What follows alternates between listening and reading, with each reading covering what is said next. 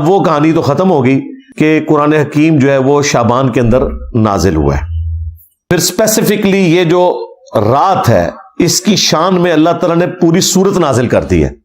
یہ کوئی چھوٹی بات نہیں ہے، ایک رات کے بارے میں پوری سورت قرآن میں نازل ہوئی ہے، اور وہ ہے سورۃ القدر۔ انا انزلناہ فی لیلۃ القدر، بے شک ہم ہی نے اس قرآن کو نازل کیا ایک عزت والی رات میں، ایسی رات جس میں اللہ کی تقدیر کے فیصلے ہوتے ہیں۔ وہی بات جو سورہ الدخان میں آ چکی، فیہا یفرق کل امر حکیم۔ یہ قرآن اس رات میں نازل ہوا ہے جس میں ہر اہم کام بانٹ دیا جاتا ہے۔ یہاں پہ بھی آ گیا کہ یہ ڈیسٹنی، تقدیر کی رات ہے جس میں تقدیر کے فیصلے ہوتے ہیں۔ اللہ کے علم میں تو پہلے سے فرشتوں کے سپرد ہوتے ہیں۔ وما ادراک ما لیلۃ القدر، اور تم کیا جانو کہ لیلۃ القدر کی کیا شان ہے۔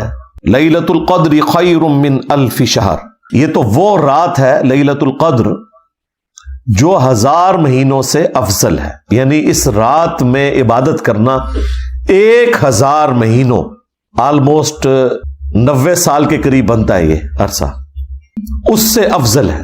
تنزل الملائکۃ والروح فیہا باذن ربہم من کل امر، اس رات میں فرشتے نازل ہوتے ہیں اور روح قدس یعنی جبرائیل علیہ السلام بھی اس رات میں نازل ہوتے ہیں، اپنے رب کی اجازت سے ہر طرح کا کام لے کر جو اللہ تعالیٰ ان کے سپرد کرتا ہے۔ سلام، یہ رات سلامتی کی ہے۔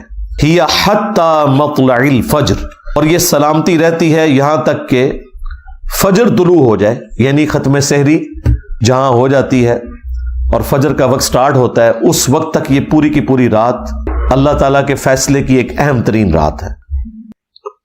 یہ جو فضیلت ہے لیلۃ القدر کی، یہ اس رات کے بارے میں ہے جو رمضان مبارک میں ہے۔ قرآن میں تو بس اتنا ہی آیا کہ یہ رمضان میں ہے، شہر رمضان الذی انزل فیہ القرآن، لیکن پھر نبی علیہ السلام نے اسے بریف کیا۔ صحیح بخاری اور صحیح مسلم دونوں میں یہ حدیث موجود ہے کہ اللہ کے محبوب صلی اللہ علیہ وآلہ وسلم نے رمضان مبارک کے پہلے 10 دن اعتکاف کیا اور پھر اپنے حجرے مبارک سے سر اقدس کو باہر نکالا اور فرمایا کہ میں نے ان 10 دنوں میں لیلۃ القدر کو نہیں پایا۔ پھر اگلے 10 دن اعتکاف کیا، پھر آپ صلی اللہ علیہ وآلہ وسلم حجرہ شریف سے باہر نکلے اور فرمایا کہ میں نے ان 10 دنوں میں بھی لیلۃ القدر کو نہیں پایا۔ اور پھر آپ علیہ السلام نے فرمایا کہ مجھے اللہ تعالیٰ نے بتایا کہ یہ رمضان مبارک کے آخری عشرے یعنی آخری جو 10 دن ہیں ان کی طاق راتوں میں سے کوئی رات ہے، 21ویں بھی ہو سکتی ہے، 23ویں بھی، 25ویں بھی، 27ویں بھی اور 29ویں بھی، یعنی یہ آخری جو 5 طاق راتیں ہیں ان میں سے کوئی ایک رات ہے، نبی علیہ السلام کو وحی کے ذریعے بتایا گیا۔ تو تم اسے رمضان مبارک کے آخری عشرے کی طاق راتوں میں تلاش کرو۔ ایون نبی علیہ السلام کے زمانے میں بھی جب شب قدر آئی ہے نا، صحابہ کو نہیں پتا چلا، آپ کو خواب دکھائی گئی تھی، اور ظاہر ہے نبی کا خواب وحی الہی ہوتا ہے۔ آپ نے فرمایا کہ وہ رات ایسی رات ہوگی کہ جس صبح میں فجر کی نماز پڑھوں گا تو میرے ماتھے پر کیچڑ کا نشان ہوگا۔ صحابہ کرام کہتے ہیں وہ 21ویں رات جب فجر کے وقت نبی علیہ السلام نے نماز پڑھائی تو اس رات کافی بارش ہوئی تھی، مسجد نبوی کا چھت ٹپک رہا تھا، چونکہ آپ نیکڈ زمین کے اوپر ہی نماز پڑھا کرتے تھے۔ تو جب آپ نماز کے بعد ہماری طرف متوجہ ہوئے تو ہم نے کیچڑ کا نشان آپ کے ماتھے پہ دیکھا، تو ہم نے کہا اچھا یہ رات تھی۔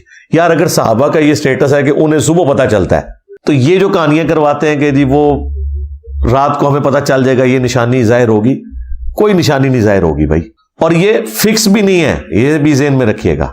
نبی علیہ السلام کے مبارک زمانے میں 21ویں رات آئی، یہ 23ویں بھی ہو سکتی ہے۔ اہل تشیع زیادہ زور دیتے ہیں 23ویں کے اوپر، لیکن وہ بھی مانتے ہیں کہ 21ویں بھی ہو سکتی ہے۔